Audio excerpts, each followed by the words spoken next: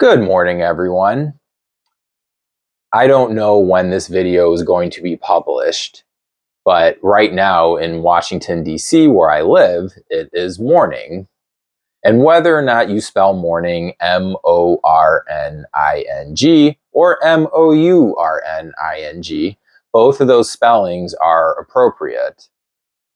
See, right now, Washington, D.C., or as I and many others like to refer to it as, Washington Douglas Commonwealth, the agreed upon name for a DC state in the referendum's constitution for statehood. Washington Douglas Commonwealth is currently under a military occupation by a right-wing, fascist, theocratic, white supremacist dictatorship, which is trying to turn the entire country and the world into a futuristic dystopia modeled off of a combination of Margaret Atwood's The Handmaid's Tale and Octavia Butler's Parable of the Sower, which the latter I would highly recommend. That book doesn't get talked about nearly enough, but there's elements of climate change and the notion of the billionaire tech bros fantasy of seeding humans across the galaxy mentioned in it. It's a great book. It'll scare you by the end of it, but it's a great book. But today I wanted to talk about a different book and how it'll help us highlight this delusion, this contradiction within the MAGA movement. That book is right behind me. You see it? Hold on, let me grab it. The Racial Contract by Charles W. Mills. See, Charles Mills is a Jamaican philosopher who lives in the UK. And he wrote this book back in the late 90s as a way to engage Western philosophy with one of its blind spots, which is non-Western thought. See, a lot of non-Western philosophy was concerned about engagement with the West because a lot of that engagement was based on violence and power dynamics that did not favor the non-Western world. So we're going to get into this, but Charles W. Mills took a concept within Western thought of the social contract and synthesized it with an element of race that was a blind spot at the time within the school of Western thought, and to be honest, it still is. But I wanted to talk about MAGA because when Make America Great Again entered the political lexicon in 2015, when Trump was running for president, I think, I mean, there were versions of America First that were prevalent in the early 1900s during World War I, but Make America Great Again was unique because people immediately noticed that the word again in the phrase was doing a lot of the heavy lifting. It's a word that suggests that America needs to be made great as compared to the present, which is not great. So people immediately ask the question, what era of America is great?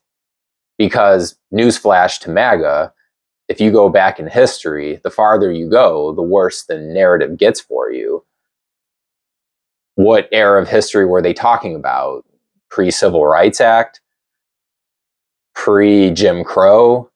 Reconstruction? Slavery? Indigenous genocide? Pick one. Either way, the data didn't look good. Now, of course, this isn't to lionize modern America, which by many accounts, including myself, was turning into a neoliberal hellhole. But this doesn't excuse MAGA because Trump himself was a part of creating this neoliberal hellhole, not only using the rigged economic system to maintain his own fortune, but directly and materially support politicians on both sides of the aisle that created that neoliberal reality. By all accounts, Trump wasn't only a player in the system, he was one of the best examples of the system. But he also was able to convince a bunch of white people that he was a class traitor, someone betraying the wealthy elite to come make America again. They also believed that he would expose all of the pedophiles in the political establishment, only to find out that he probably was the biggest one amongst all of them. Yes, I'm talking about the Epstein files, but I'm not doing a video on that. I just wanted to get that in there. But I didn't come here to rehash and relitigate arguments about racism and American history. At the moment, there are millions of books written on the subject, and you might want to get your hands on some of them before they get burned. Instead, I wanted to center this seeming contradiction of MAGA, this delusion that they hold, and highlight a theory that explains the contradiction better than any other theory I've heard. MAGA, in a sense, is a movement that wants to invert reality. For instance, it says, among many things, that liberals are actually racist. And to be fair, a lot of liberals are racist. They also say, though, that education is bad, science is corrupt, climate change is a hoax, vaccines kill people, the country is flooded with immigrant criminals, a bunch of things that are demonstrably false and ridiculous on its merits. Of course, they appear ridiculous to someone like me. I don't believe in any of that garbage that they spew. But to them, the fact that those phrases aren't common knowledge shows a world that needs inverted. Our inverted reality is their sane world, which is obvious. Every political dichotomy is like that. Every person's utopia is another person's dystopia. Now, it shouldn't be controversial to say that MAGA is a movement based on racial purity. At every chance that their leader gets, he talks about how good his genes are and how low IQ every single non-white public figure that disagrees with him is. But I don't care personally how many black Nazis support Trump. And when I say black Nazis, I'm literally referring to black Nazis like Mark Robinson, the former lieutenant governor of North Carolina, or our favorite, Kanye West, who I think today is going by Cuck West. I saw on one of his latest releases. God, that man is going through a generational level of crash out and midlife crisis right now. So sad, so sad. No.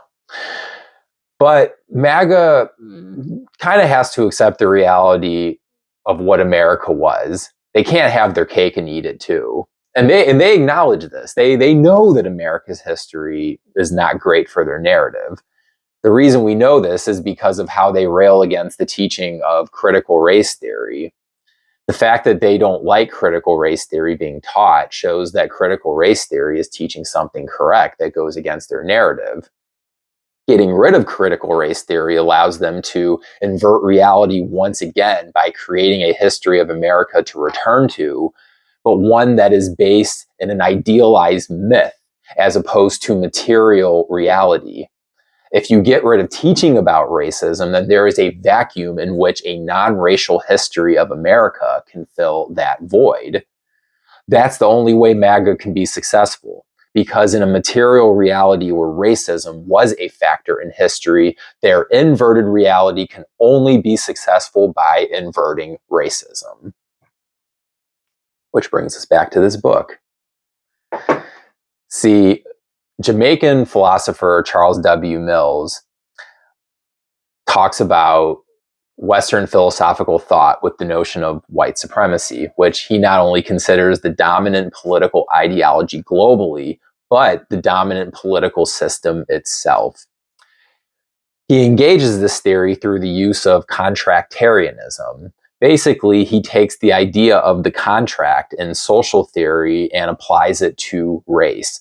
Think of the social contract, the notion that when humans came out of a state of nature, there was an inherent agreement that was vital for the maintenance of the society.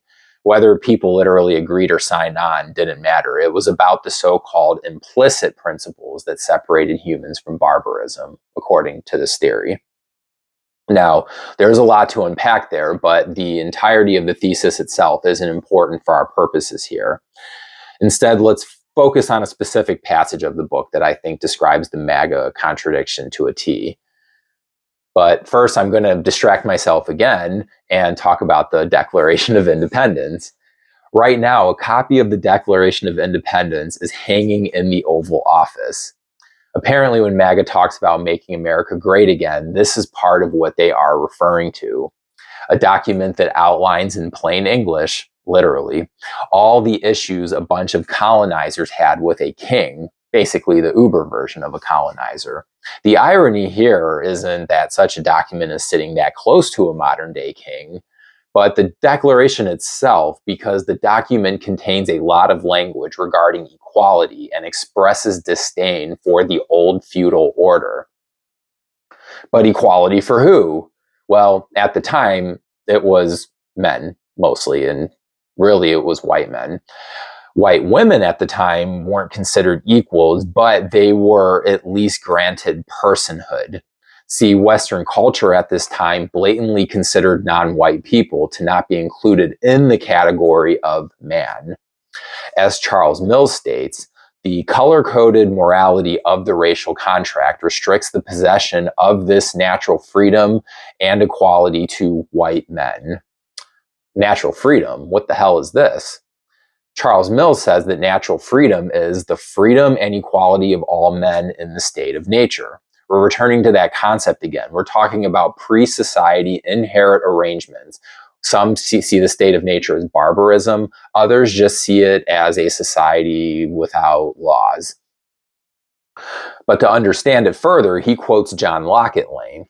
And John Locke was an English philosopher who preceded the founding of the United States. So a lot of the founding fathers drew inspiration from John Locke, who said to understand political power right and derive it from its original, we must consider what state all men are naturally in. And that is a state of perfect freedom to order their actions, a state also of equality, wherein all the power and jurisdiction is reciprocal, no one having more than another.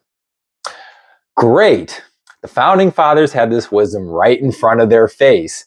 A white man laid out in plain English what a society based on equality is derived from.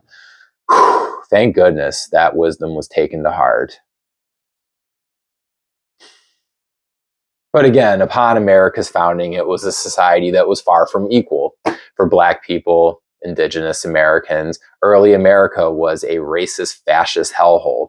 For the colonizers, America was a sparkling experiment of democracy.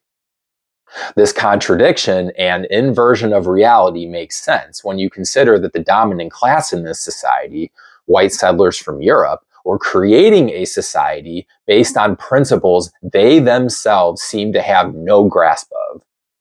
Charles Mills refers to this as an inverted epistemology, an epistemology of ignorance, producing the ironic outcome that whites in general will be unable to understand the world they themselves have made. Think about that for a second.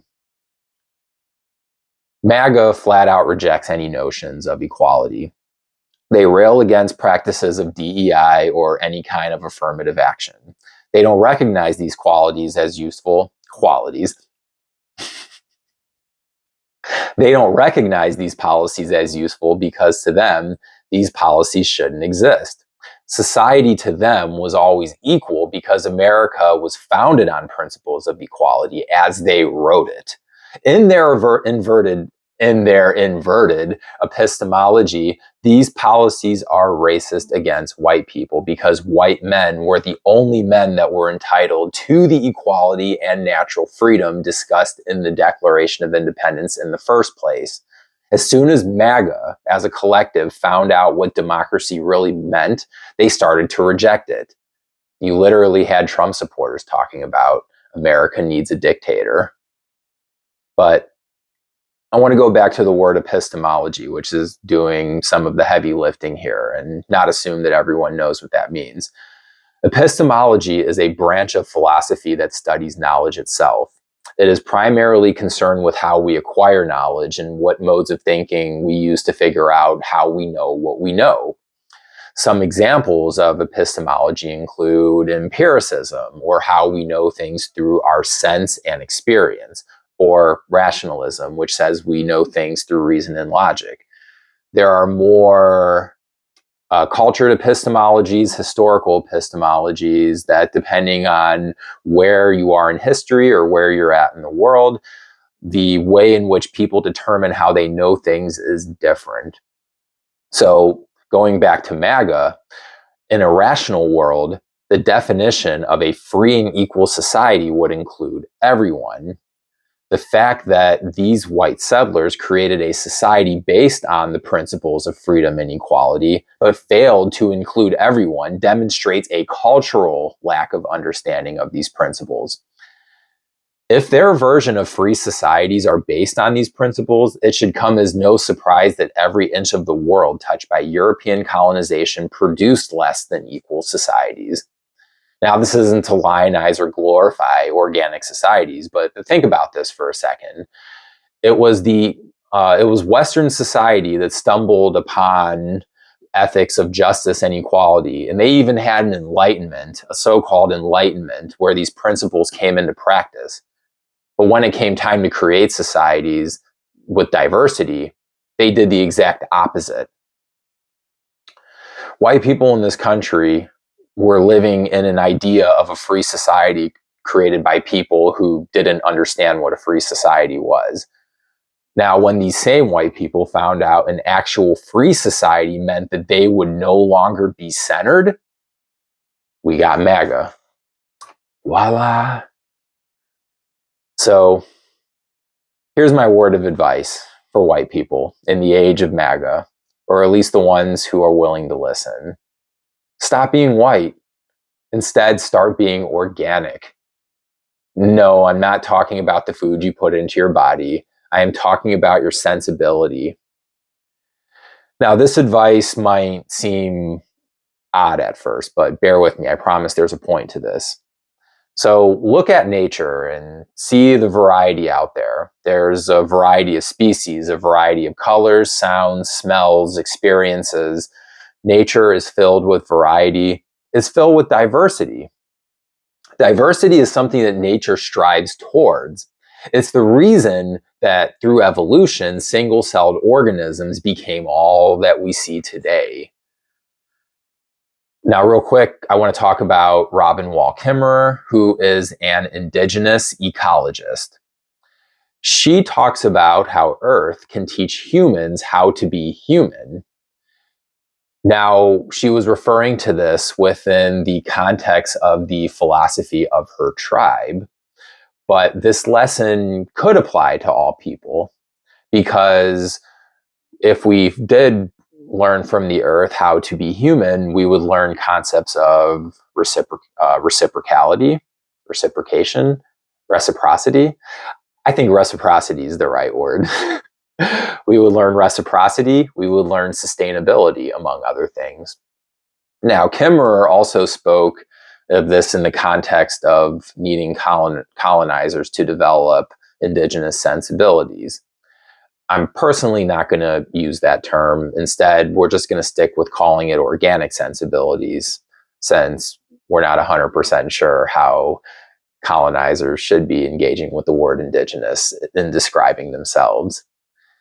Now, white culture's idea of freedom is that whiteness is centered.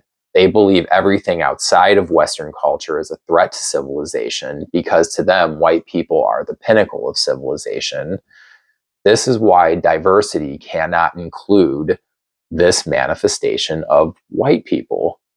In an organic society that embraces true diversity, ideals that are against diversity must be destroyed, or they will become a cancer that spreads and kills everything. An organic society is also one which will see the world objectively, because a world seen through the lenses of diverse ontologies will continue to reveal the innate complexities of nature in ways that we currently can't imagine, because we live in a reality that is inverted by a false epistemology of freedom. As it stands, we are not only at risk of losing the current bevy of knowledge that we've gained, we're at risk of losing the very ability to see the objective world itself. So think about what nature is. Is something that looks like this, and this, and this, and this. Is that supposed to manifest a human nature that looks like this? No, I don't think so. I think that version of human nature needs to go extinct. I think it needs to be eradicated. And I don't think we should apologize for saying that. Peace.